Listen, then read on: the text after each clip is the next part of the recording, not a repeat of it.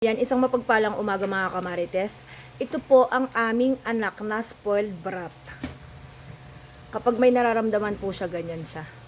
Yan siya kakain sa higaan, ganyan.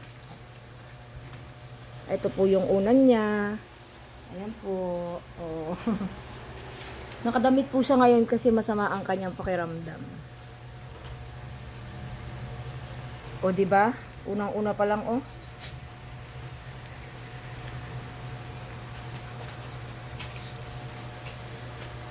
Kain ng kain. Oh, ubusin mo.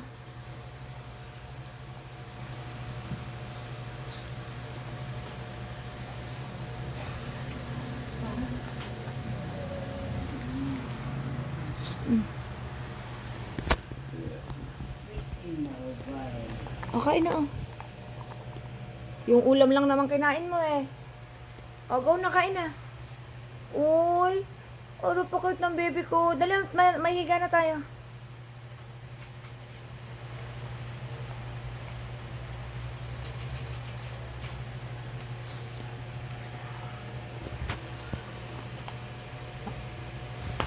Ito yung higaan niya.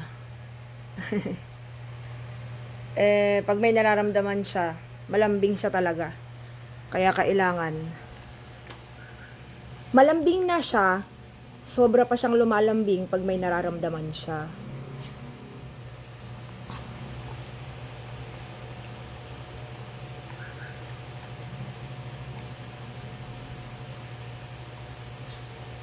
Kain ka na, huwag ka na dyan. Halika na. Gusto mo na muna to, oh.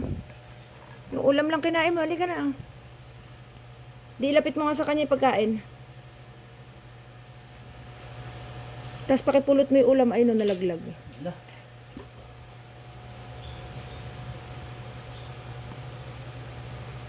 Ayan, ganyan po ka-spoiled yan. Pag may nararamdaman lang naman siya, kaya saka siya ganyan.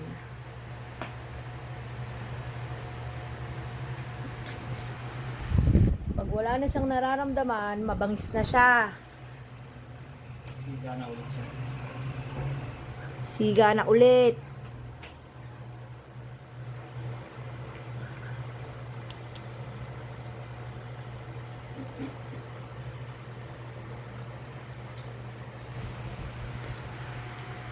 Ayan, mauubos na ang kanyang pagkain.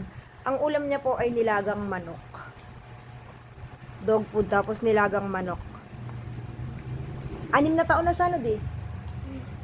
6 na taon na po siyang nagsisiga-sigaan.